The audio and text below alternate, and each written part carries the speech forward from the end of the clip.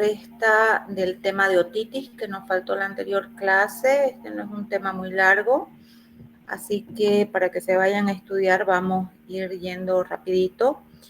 Quiero aprovechar para mostrarles los videos que no pudimos ver en la anterior clase. Quiero que vamos un poquito hacia atrás. Me avisan, por favor, si pueden ver el video que está corriendo.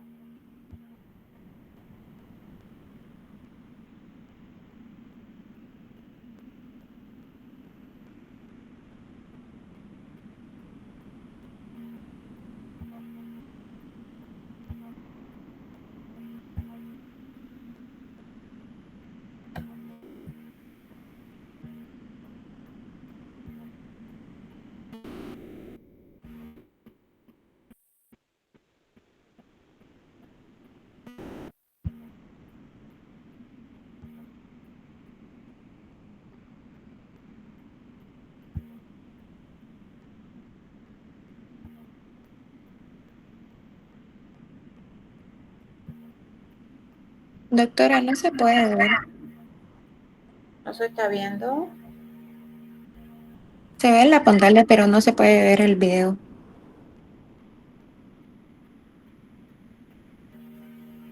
Doctora, lo tiene en PDF la presentación, es que si lo tiene en PDF descargado es por eso.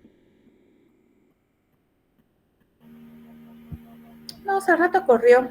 Está en otro. Espérenme un segundito. Deme un segundo.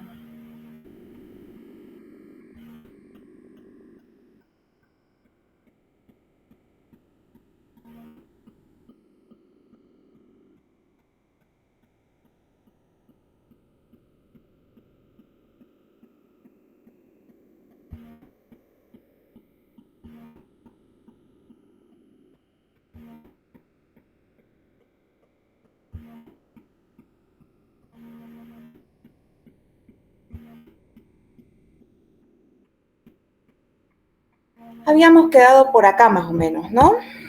Habíamos quedado en el tema de otitis media, pero ya habíamos visto todo lo que es otitis media crónica con tímpano cerrado. Bueno, este video es el que no habíamos podido ver.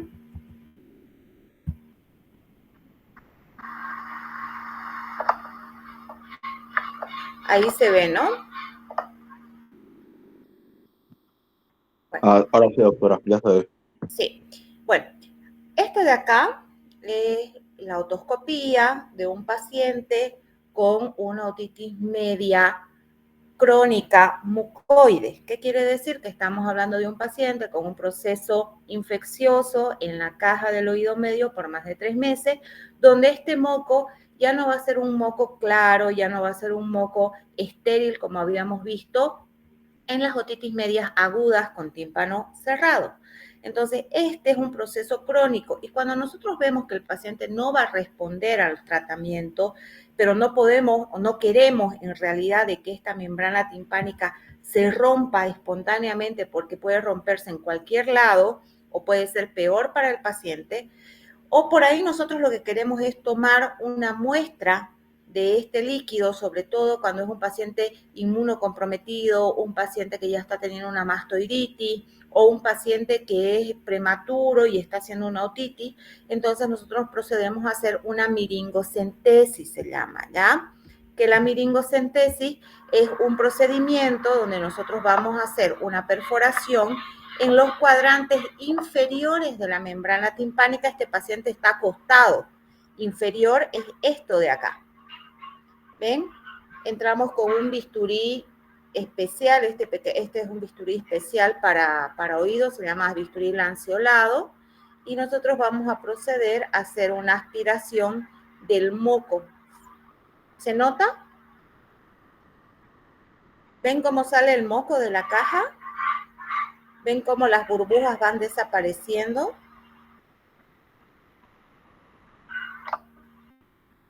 Y eso es una miringocentesis. Y así nosotros podemos tomar una muestra estéril, mandar al laboratorio y a partir de eso resolvemos gran parte de la patología.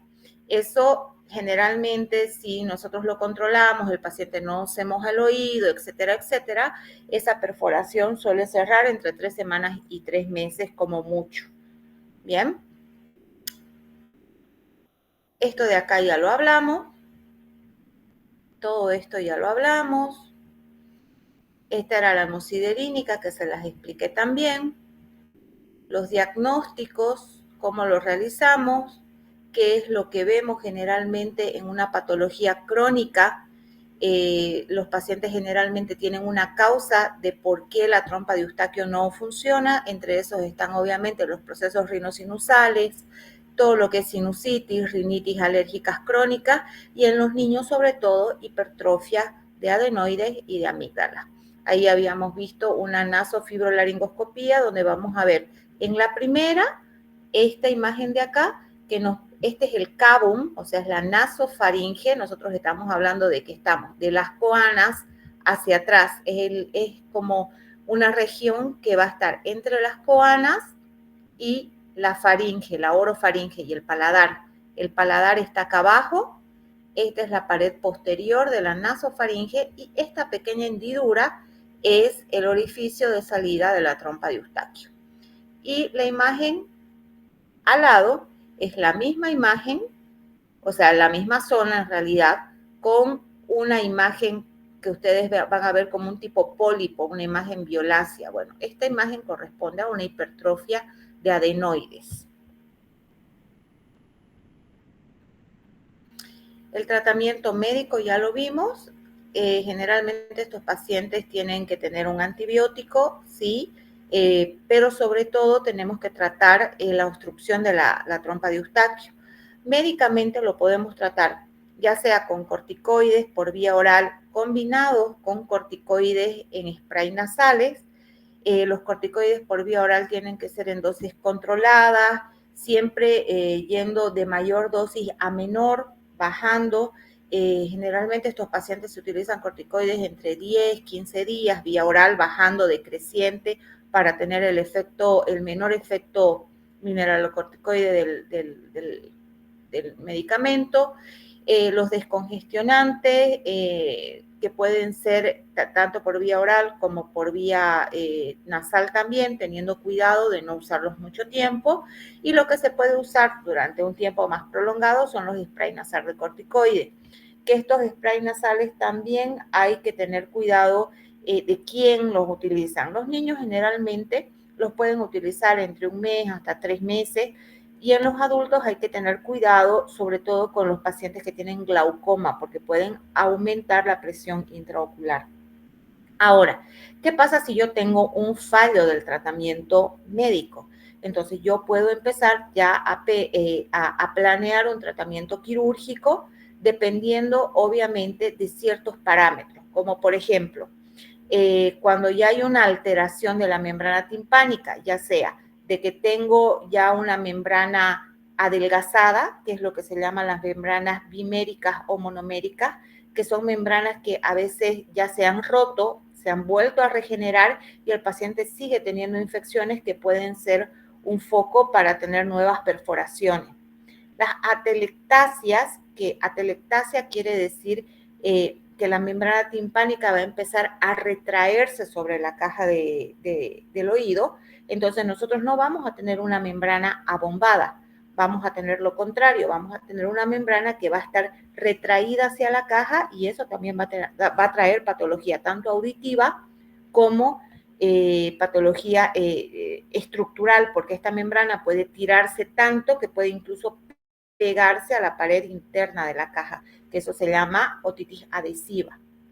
Cuando nosotros vemos que el pacientito, a pesar del tratamiento médico, al hacerle un control con una audiometría, va a tener una disminución auditiva conductiva de más de 30 decibeles por más de 6 meses seguidos.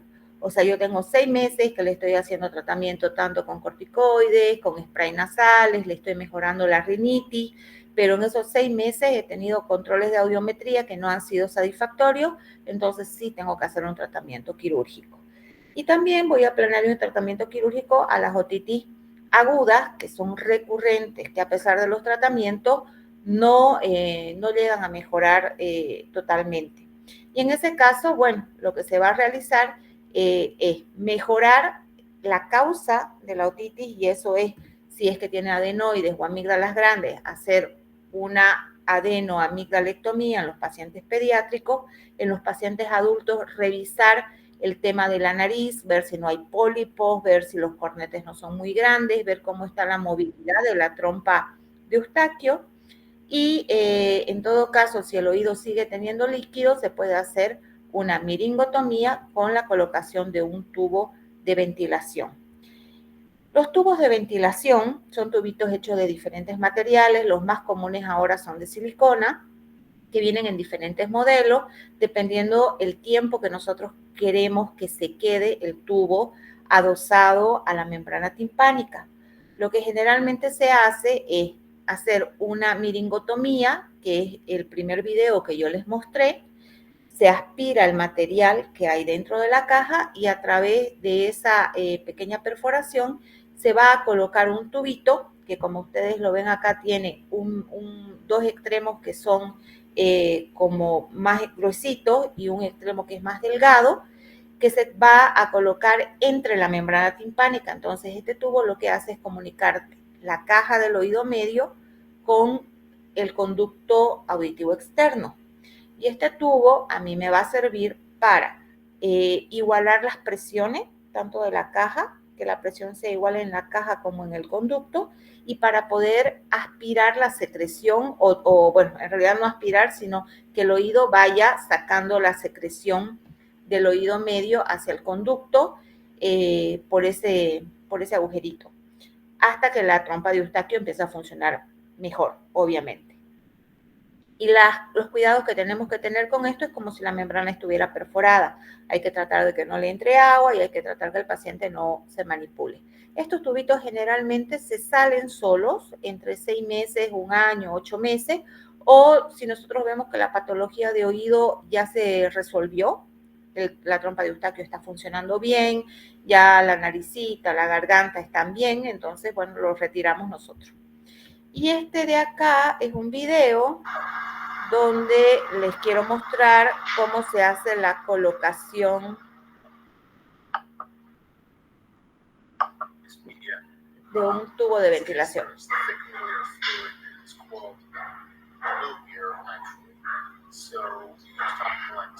Ahí se está colocando una anestesia local que se llama fenol, que es como una pequeña quemadura que se hace a la membrana timpánica para que no sangre.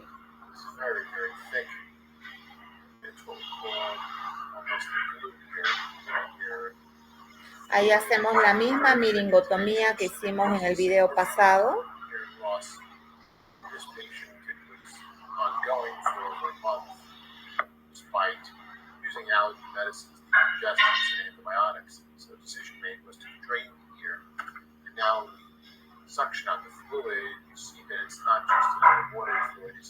Y fíjense el tipo de moco que nosotros estamos retirando acá.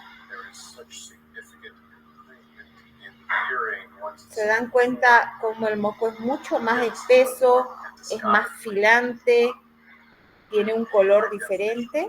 Esa es una patología crónica.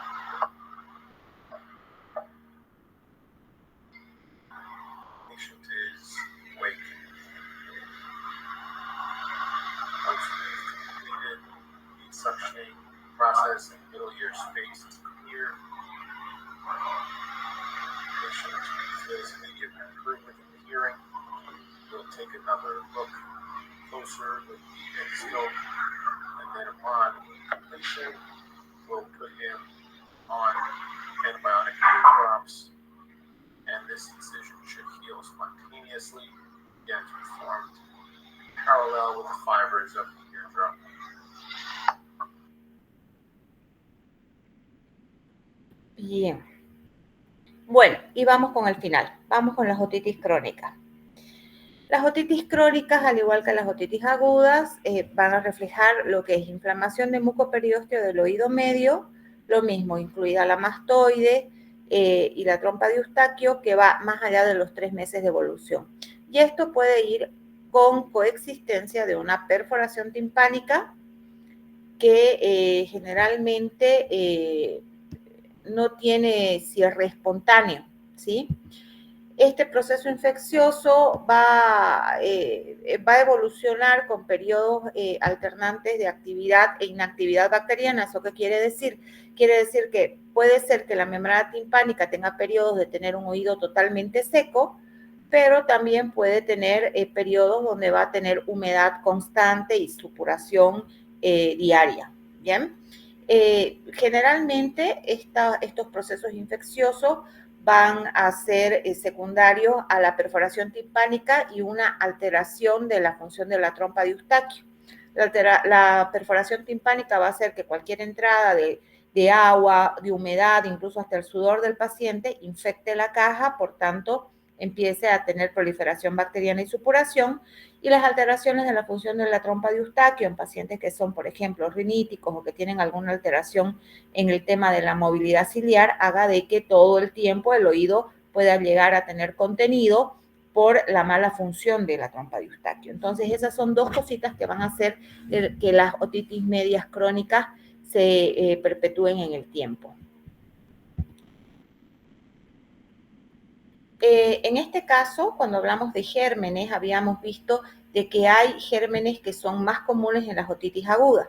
Bueno, en las otitis crónicas, las bacterias que más frecuentemente han sido aisladas son gram negativos, pseudomonas y proteus, ¿sí? A veces podemos encontrar también gram positivos, estafilococos aureus y anaerobios, porque, bueno, son parte también de la flora normal que encontramos en el conducto. Por tanto, por eso es importante que si nosotros hacemos un cultivo de la secreción del oído, no sea un cultivo del conducto auditivo externo, sino que vayamos dentro de la caja con material estéril. La presencia de hongos es poco frecuente, pero cuando hay hongos generalmente se deben más que todo a la sobreinfección por la humedad del oído. Cuando hay secreción constante en el oído, la humedad va a hacer que los hongos aparezcan, ¿sí? Ahora, los factores predisponentes, lo mismo que en el agudo, factores raciales, se dicen en algunos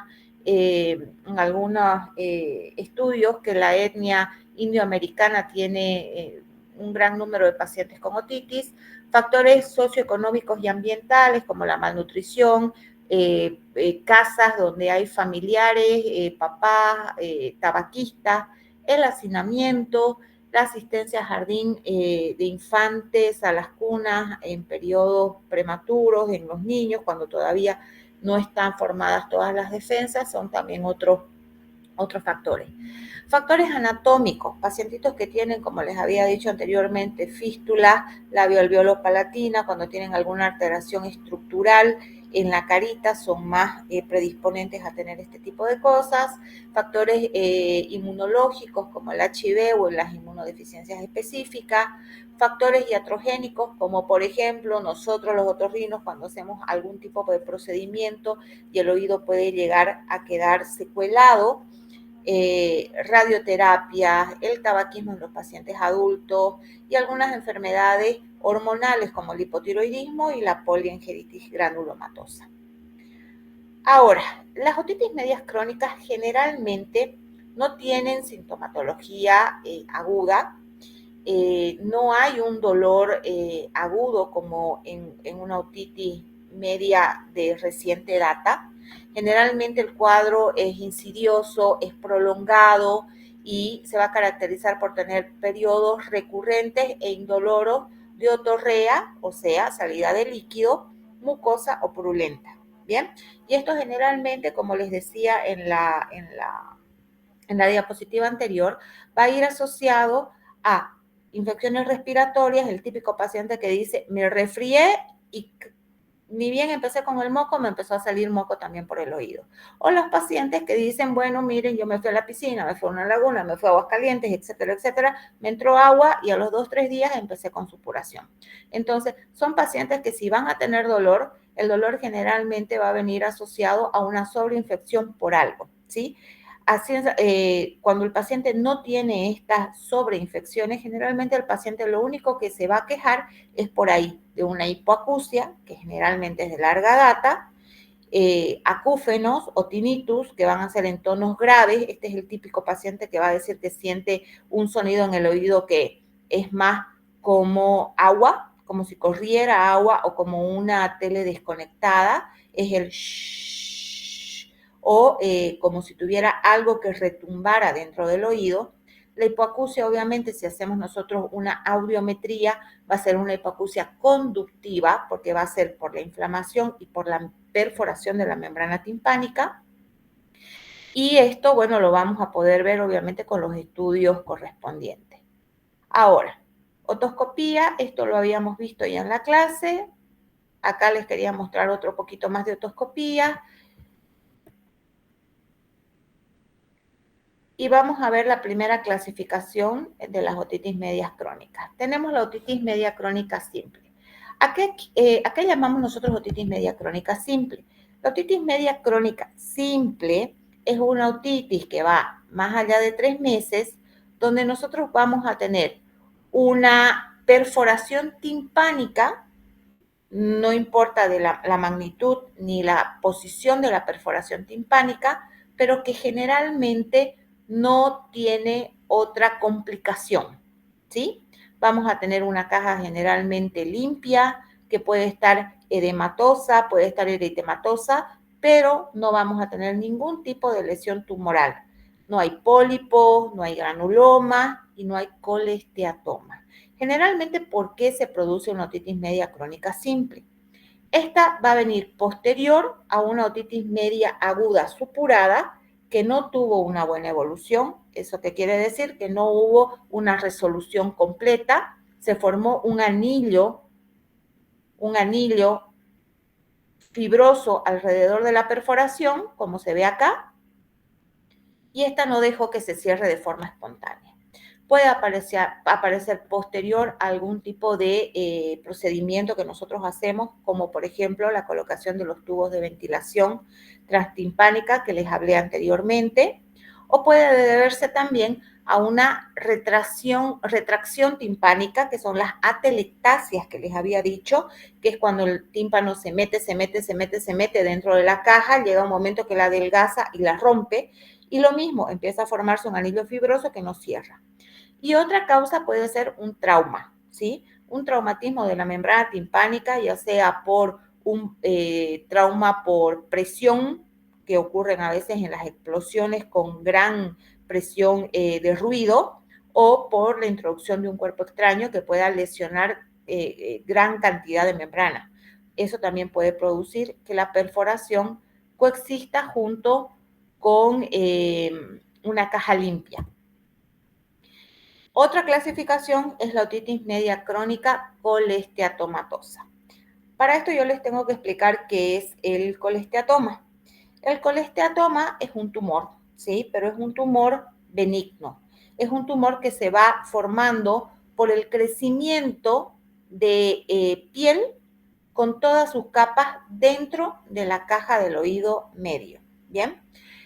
Acuérdense que la caja del oído medio tiene epitelio respiratorio y la piel tiene un epitelio diferente. ¿Qué es lo que descama? ¿Qué es lo que le da esa descamación a la piel? Ustedes ven una capita blanca que se va descamando de la piel, y eso es gracias a ¿qué? Chicos, les voy a dar por avanzado este tema.